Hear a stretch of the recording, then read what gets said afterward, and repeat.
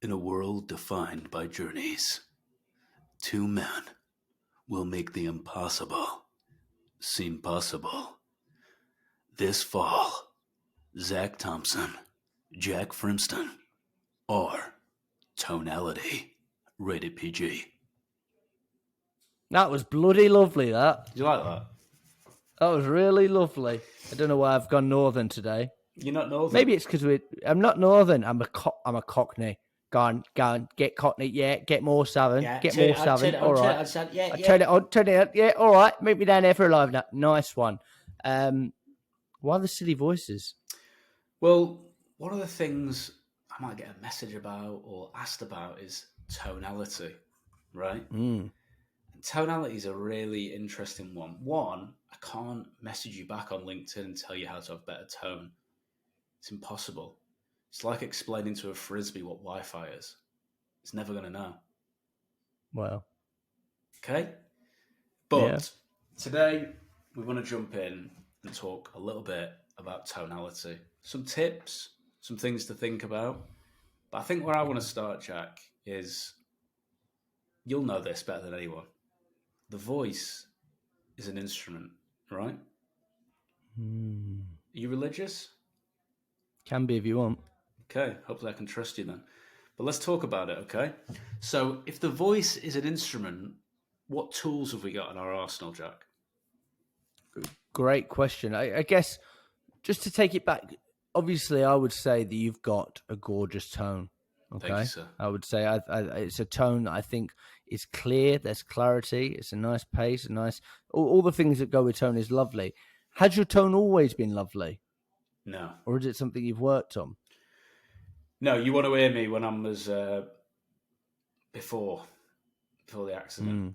Before the accident. It wasn't good. No, it was something I developed. And actually, when I started off cold calling, I had this really weird habit of starting off very high. So I start off very high and have that horrible habit that people have when they first have sales job where everything's inflections and getting gradually higher. So I was starting off with a very short runway because I was already starting off high.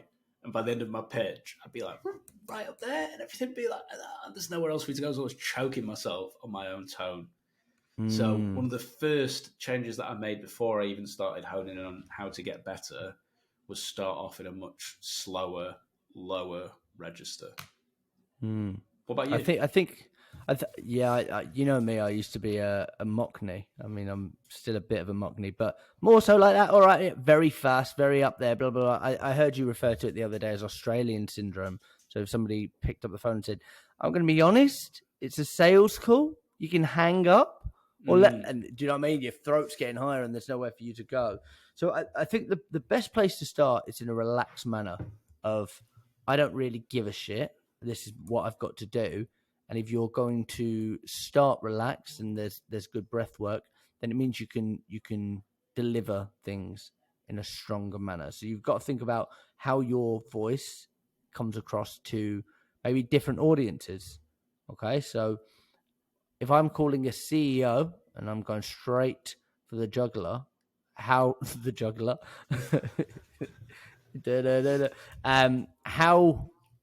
how do I sound to him? Might be different to how I might sound to a marketing director. So I think you've got to think about personalities and how you're going to sound and how you're going to come across. If I am ringing somebody with that kind of personality, most of the time they're going to be direct, short, sharp. How are you going to hit them? What kind of tone are you going to take on?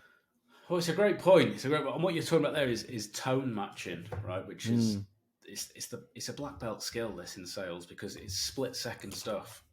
So if I answer the phone and I'm like, hello, it's John speaking, you don't want to come in and say, all right, John, you old bastard, how the fuck are you? Yeah, you don't want to hit someone with that, do you? No, far too violent. If they answer and they say, exactly. If they answer and they're like, hello, John speaking, you should be going, John, I'll be completely honest, you're probably going to hate me for this. It's actually a sales call. So do you want to hang up now or let me have 30 seconds? Now, if someone answered and they were like, hello, it's Debbie. Oh, Debbie, you're going to hate me for this. It's actually a sales call. So that you can hang up or let me have 30 seconds. I'm matching exactly to the person who's answered the phone in the way that they answer it. Jack? Well, why do we match people? It's because people buy from people like them. So we want to try and mirror them to the best of our ability to sound like them. One of the things that I think when we hear new starters, they fuck it up straight away is pace. It's very, very fast straight away. And that is probably a concoction of like nerves, adrenaline. You think about it. If you're in the wild and you see a saber-toothed tiger, you're going to speak fast. You're going to run. You're going to get out of there. So it's very, very fast. So it's like if you slow things down and you think about every single word, that was one thing. It would probably fall into tone. I think I could get away with it in this episode. Diction. I used to say diction. I used to say think a lot. Now that could be a real pro if I was calling plumbers and leckies and stuff like that. All right, mate, I think you might have some of these problems. If I'm speaking to a really important decision maker, I think you might have some of these problems. Yes, I agree. So using the appropriate colloquialisms, exactly. One pitch to a plumber selling the same product to ops director of Fortune 500 company, you might want to match the local language. I'm not saying plumbers are stupid, but they might want to be spoken to more like we're in the pub rather than we're on the stock market. Absolutely. I agree. What else have we got? Feelings. So feeling each word. So human beings, broadly speaking, the majority of communication is non-verbal, right? So it's all body language stuff. It's stuff that we do, we're picking up, okay? And actually, it's very easy. Two people in the same room, if there's only two of you, actually, human nature to want to get on with each other. That's how human beings worked and evolved, okay? So it's almost been done for you. There's not much skill in that. But on the phone, you're abandoning that. You don't have the body language element before. So you have to make up for it in certain ways. And one of the ways you can do that, and this maybe marries up with your pace conversation, is feeling certain words. Okay? So pace might be you're sounding excited about certain bits, so the pace reflects that.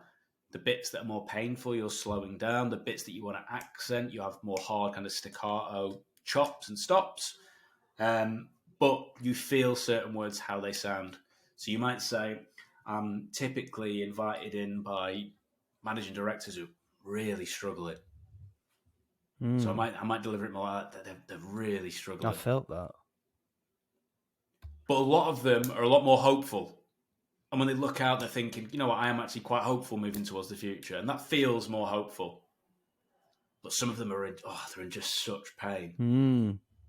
And I'm delivering the words how they feel. Because I want to make up for that body language bit. And people will say, well, fucking hell, surely that doesn't make any difference. I can assure you I've had the same prospect rung by someone who's more monotone and doesn't deliver it like that. And then someone who's got a bit more of that theatre behind it a week later, same approach, diagnosed problems, got a meeting in the diary. Your tone makes up for so much more of the call than you think it does. I would say something quite controversial now, and I think like, oh my god, we've heard thousands of cold calls. Okay, we eat cold calls for breakfast. I would say that, and I think this is actually evidence backed. So if you've got any cool evidence that backs my opinion, bring it up. But tonality is a huge part of everything that happens on the cold call. What you actually say and where you take them. I think if you don't sound the part, you could be the best questioner in the wild west, but you're still not going to get them there. It's, do you sound the part? Do you sound like an authority? Do you sound like you belong?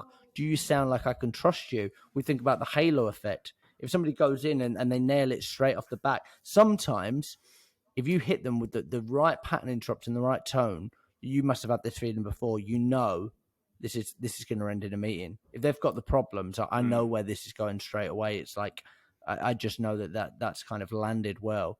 But if your tone isn't on point, you could be great at cold calling when it comes to questioning, but I still think that you would struggle. Absolutely. Absolutely. Couldn't have said it better myself. What we got next? There's some great points. I think we think about like volume as well. Volume. Yeah. I always, whenever we think about volume in a cold calling setting, I always think of that Wolf of Wall Street scene where he leans into the phone, he starts whispering, and then everyone's like leaning in. And because he's whispering, everyone's like really trying hard to listen, and they're like really concentrating on every single word he says. How'd you fucking do that? Mm. That guy turns around and says that. Yeah, it's a great point. And I mean, if you think about, well, I can shout at someone, right, and I can say, well, why is that a problem? Or I can go, okay, but why is that a problem? Mm. Softer. And the thing is with softness on the phone, it's almost like the body language of the other person is going to start leaning in a bit. Do you mind if I ask you a really direct question? Have you given up? It hits. It's like a movie There's a scene. huge difference. Yeah, oh yeah. I'm hopefully going to get casted in the next Debbie Does Dallas. Does she? No, Doddy. And do you ever? I've heard this before, and it's something that I do. I sometimes struggle, and I give myself a bit of a stutter on certain words sometimes, maybe to play a bit of the idiot or the victim. But sometimes I'll be like, "You're probably going to tell me that none of those problems exist in your world." I want to sound a little bit lost. I want you to actually come in here and pick me up and tell me everything's going to be all right, because you probably don't have any of those problems. You're humanizing there as well, aren't you? Which is a big piece of the puzzle. You're humanizing things, so it's really giving it that, like, there's a human being on the phone here. It's not just a robot. And the delivery, we've said this on so many podcasts, but that script can't feel like the 1,000th time you've read it. It's got to have that nice fit. It's like the middle ground where it's polished, but it's delivered with purpose, and it feels like for that person on the other phone, this is the first time they've heard it. Absolutely. And if you nail that, you're laughing. Are we human or tiny dancers? The signs are vital. Elton John. Exactly. You know what they say about him, don't you? Great guy. Great guy. Fat Reg. That's it on my list for tonality. I think one of the things I would recommend to anybody that wants to get better at cold calling and work on their tonality, go away, record your call opener, your value proposition, your pitch, whatever it is, listen back to it and think, break it down to each singular word. Does it sound good? Could it sound better? How could I deliver that? And then you'll get to a point where actually, if you pulled up 1,000 cold calls and you looked at the audio files, this is something we used to do. Do they look the same? Is it the same kind of volume? Yeah. Is it the same kind of pace? Is it the same diction? Cool. Like, look at it like a science. Cold calling and sales should be treated as a science meets an art. Exactly. I couldn't agree more. And I'll leave a little question for you, Jack, just to think about. When you think about manliness, is that something you're trying to be or something you're trying to sell? Join us next time for more trench tips.